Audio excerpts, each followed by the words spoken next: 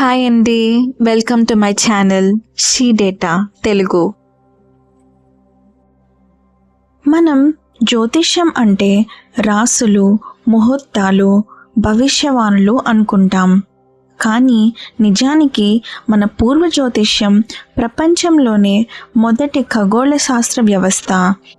ఇవాళ మీరు వింటున్న ప్రతి నిజం మీకు ఆశ్చర్యం కలిగిస్తుంది.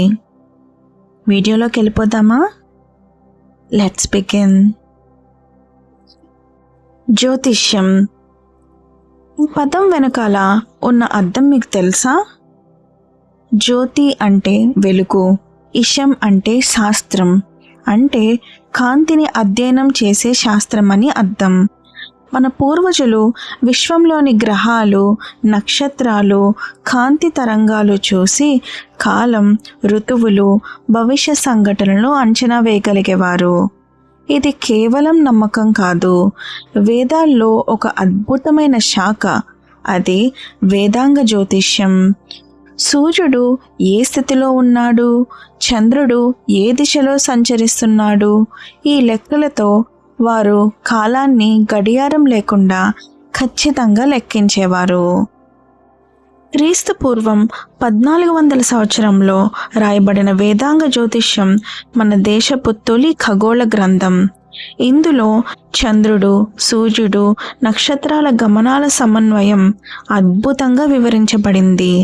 చంద్రుడు భూమి చుట్టూ తిరగడానికి 27 రోజులు పడుతుంది. ఈ 27 నక్షత్రాలే అశ్విని నుండి రేవతి వరకు మన నక్షత్ర పథం. మన పూర్వ ఖగోళజ్ఞులు చంద్రుడు ఏ నక్షత్రంలో ఉన్నాడో గమనించి తిథులు, మాసాలు, ఉత్సవాల సమయాలు ఖచ్చితంగా నిర్ణయించేవారు. ఉదాహరణకి చంద్రుడు పౌర్ణమి రోజున ఉన్న నక్షత్రం ఆధారంగా ఆ నెలకు పేరు పెట్టేవారు. చైత్రం, వైశాఖం, జ్యేష్టం లాగా. అంటే వేదాంత జ్యోతిష్యం కేవలం ఆధ్యాత్మిక గ్రంథం కాదు, ఇది ప్రపంచంలో మొదటి ఖచ్చితమైన ఖగోళ క్యాలెండర్ సిస్టమ్. ఆర్యభటుడు భారత ఖగోళ శాస్త్ర చరిత్రలో ఒక అద్భుతం. క్రీస్తు శకం 499లో ఆయన రాసిన ఆర్యభటీయం గ్రంథంలో ఆయన ప్రపంచాన్ని శాశ్వతంగా మార్చే ఒక నిజం చెప్పారు. భూమి తన ఆంక్షపై తిరుగుతుందని. అంతేకాదు, ఆయన భూమి, చంద్రుడు, సూర్యుడు మధ్య దూరం, చలనం లెక్కలు కూడా గణించారు. ఆశ్చర్యం ఏమిటంటే ఆ లెక్కలు ఇప్పటికీ సరైనవే. వరాహమిహిరుడు మన ఖగోళ శాస్త్ర చరిత్రలో మరో మహాగురువు. క్రీస్తు శకం 505 నుండి 587 మధ్య కాలంలో జీవించిన ఆయన తన బృహత్ సంహిత మరియు పంచ సిద్ధాంత గ్రంథాల్లో అద్భుతమైన పరిశీలనల్ని చేశారు.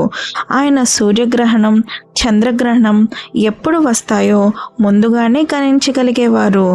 అంతేకాదు, ఆయన నక్షత్రాల గమనాలు, ఋతువుల మార్పులు, వర్షాకాల ప్రారంభ సమయాలు కూడా ఖచ్చితమైన గణిత పద్ధతులతో అంచనా వేసేవారు. ఆయన చేసిన లెక్కలు ఆధునిక ట్రిగ్నోమెట్రీకి బేస్ అయ్యాయి. అంటే ఆయన ఆ కాలంలోనే మన పెద్దలు కోణాలు, చక్రాలు, గమనాల సూత్రాలతో విశ్వాన్ని లెక్క పెట్టేవారు. పంచాంగం అంటే పంచభాగాలు: తిథి, వార, నక్షత్రం, యోగం, కరణం. ప్రతిరోజు సూర్యుడు, చంద్రుడు, నక్షత్రాల స్థానం ఆధారంగా పంచాంగం తయారవుతుంది. ఇది కేవలం పూజల కోసం మాత్రమే కాదు, వర్షాకాలం, పంట సమయం, వాతావరణ మార్పులు అంచనా వేయటానికి వాడేవారు. గర్భగణితం అనే ప్రాచీన గ్రంథంలో మన పూర్వులు గర్భస్థ శిశువు యొక్క ఆకారం, వృద్ధి, లింగం, జనన సమయం వంటి విషయాలను చంద్రుని స్థితి మరియు గర్భకాలంలోని గ్రహస్థితుల ఆధారంగా అంచనా వేసేవారు. అంటే వేల ఏళ్ల క్రితమే వారి శిశువు ఎదుగుదలని గణిత పద్ధతుల్లో పరిశీలించే ప్రయత్నం చేశారు. ఇది నేటి వైద్య శాస్త్రంలోని ఫీటల్ గ్రోత్ ట్రాకింగ్ భావనకు పూర్వరూపం. మన ప్రాచీన జ్యోతిష గణిత పద్ధతుల్లో శంకయాన గణితం అనే విభాగం ఉంది. ఈ పద్ధతితో మన పండితులు సూర్యుడు, భూమి, చంద్రుడు మధ్య ఉన్న కోణ దూరాన్ని అనగా యాంగులర్ డిస్టెన్స్ ఖచ్చితంగా లెక్కించగలిగారు. వారి ఈ పరిశీలన విధానమే తరువాత యూరోప్లో ఆస్ట్రోమెట్రీ అనే శాస్త్రంగా అభివృద్ధి చెందింది. హంపి, కోనార్క్, రామేశ్వరం, తిరుమల ఈ ఆలయాలు కేవలం ఆధ్యాత్మిక స్థలాలు మాత్రమే కావు. మన పూర్వ శిల్పకారులు, శాస్త్రజ్ఞుల్లాంటి దృష్టితో ఆలయాలు నిర్మించారు.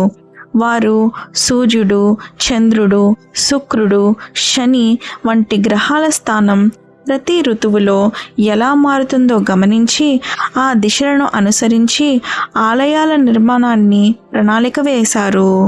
ఉదాహరణకి కోనార్క్ సూర్య దేవాలయం. ఇది సూర్యుని కిరణాల గమనం ప్రకారం నిర్మించబడింది. సూర్యుడు ఉదయించే క్షణంలో వచ్చే మొదటి కిరణం ప్రధాన ద్వారం మీద సరిగ్గా పడేలా రూపకల్పన చేశారు. ఇది ప్రపంచంలోనే ప్రథమమైన సౌర ఇంజనీరింగ్ నమూనాగా గుర్తించబడింది. హంపీలోని విఠల దేవాలయంలో స్తంభాల మధ్య కాంతి ప్రవాహం సూర్యుని కదలికతో మారే నీడల లెక్క ద్వారా ఖగోళ సమయాన్ని చూపుతుంది. ఆ నిర్మాణం వెనుక ఖచ్చితమైన గణిత మరియు జ్యోతిష్య లెక్కలు ఉన్నాయి.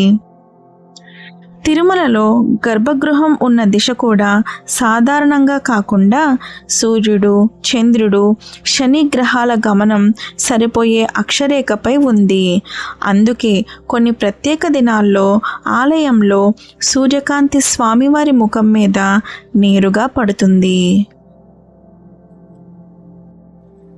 ప్రతి గ్రహం భూమిపై ఉండే గురుత్వాకర్షణ మరియు ఎనర్జీ తరంగాల ద్వారా ప్రకృతిని, మనసును, శరీరాన్ని ప్రభావితం చేస్తాయి.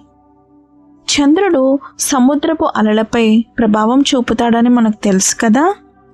భూమిలో 70% నీరు ఉన్నట్టు మన శరీరంలో కూడా 70% నీరు ఉంటుంది. అందుకే చంద్రుడి ఆకర్షణ శక్తి మన శరీర ద్రవాలపై, మన భావోద్వేగాలపై నేరుగా ప్రభావం చూపుతుంది. పౌర్ణమి, అమావాస్య రోజుల్లో మన మానసిక స్థితులు మారడం యాదృచ్ఛికం కాదు. మంగళగ్రహం అనగా మార్స్ గ్రహం. మంగళుడు శక్తి, రక్తం, ధైర్యంకి ప్రతీక. అతని గమనం మన రక్త ప్రసరణ, శరీర ఉష్ణోగ్రత, శరీర శక్తిపై ప్రభావం చూపుతుంది. మంగళుడు చురుకైన స్థితిలో ఉన్నప్పుడు మనకు ఉత్సాహం ఎక్కువగా ఉంటుంది. అతను బలహీనంగా ఉన్నప్పుడు అలసట, ఆగ్రహం పెరుగుతాయి. బృహస్పతి అనగా జూపిటర్. బృహస్పతి విస్తరణ శక్తిని సూచిస్తాడు. అతని ప్రభావం మన హార్మోన్ల సమతుల్యత, జ్ఞానం, ఆత్మవిశ్వాసం, ఎదుగుదల మీద ఉంటుంది. బృహస్పతి అనుకూల స్థితిలో ఉంటే మనలో నిర్ణయం తీసుకునే శక్తి, ఆశావాదం, ఆధ్యాత్మికత పెరుగుతాయి. శుక్రుడు అనగా వీనస్. శుక్రుడు మన భావోద్వేగ శక్తి, ప్రేమ, కళాత్మకతకు మూలం. అతని తరంగాలు మన హార్మోన్ల సమతుల్యత, హృదయ స్పందన మరియు మన అందాన్ని అర్థం చేసుకునే తీరు మీద ప్రభావం చూపుతాయి. శుక్రుడు బలంగా ఉన్నప్పుడు మనలో ప్రేమ, సృజనాత్మకత, ఆనందం ఎక్కువ అవుతాయి. శని అనగా సాటర్న్. శని గ్రహం మన జీవిత పాఠాలను నేర్పించే శక్తి. అతని గమనం చాలా మందగం, అందుకే అతని ప్రభావం దీర్ఘకాలికం. అతని తరంగాలు మన నాడీ వ్యవస్థ, ఎముకల బలం, ఆలోచన లోతును ప్రభావితం చేస్తాయి. శని క్రమశిక్షణ, సహనం, ఆత్మ పరిశీలన నేర్పే గురువు. సూర్యుడు అనగా సన్. సూర్యుడు మన ప్రాణశక్తి. అతని కాంతి మన శరీరంలోని విటమిన్ డిను సృష్టిస్తుంది మరియు మన నాడీ వ్యవస్థను సమతుల్యం చేస్తుంది. సూర్యుని చలనం మనలో ఉత్సాహం, దిశ, ఆత్మవిశ్వాసాన్ని ప్రభావితం చేస్తుంది. బుధుడు అనగా మెర్క్యూరీ. బుధుడు మానసిక స్పష్టత, కమ్యూనికేషన్, నిర్ణయ శక్తికి బాధ్యత వహిస్తాడు. అతని కదలికలు మన మెదడు తరంగాలను ప్రభావితం చేస్తాయి. బుధుడు బలంగా ఉన్నప్పుడు మన ఆలోచనలు స్పష్టంగా ఉంటాయి. బలహీనంగా ఉన్నప్పుడు గందరగోళం పెరుగుతుంది. ఉజ్జయిని. ప్రస్తుతం మధ్యప్రదేశ్లోని ఉజ్జయిన్ను ప్రపంచ సమయానికి కేంద్ర బిందువుగా ఉపయోగించేవారు. అక్కడి నుండి వారు సూర్యుని గమనం, కాలమానం, గ్రహాల స్థితి లెక్కించేవారు. ఉజ్జయిని రేఖాంశం 75 డిగ్రీల ఈస్ట్ ఆధారంగా. ఇప్పుడు మీరు చూసినట్లయితే మన జ్యోతిష్యం అనేది కేవలం భవిష్యవాణి చెప్పే సాధనం కాదు, ఇది ఖచ్చితమైన శాస్త్ర వ్యవస్థ. మీకు ఈ వీడియోలో ఏ నిజం ఎక్కువ ఆశ్చర్యం కలిగించింది? కామెంట్లో రాయండి. ఇలాంటి మరిన్ని అద్భుత నిజాలు తెలుసుకోవాలంటే శ్రీ డేటా తెలుగు ఛానల్కి సబ్స్క్రైబ్ చేయండి. Thank you for watching.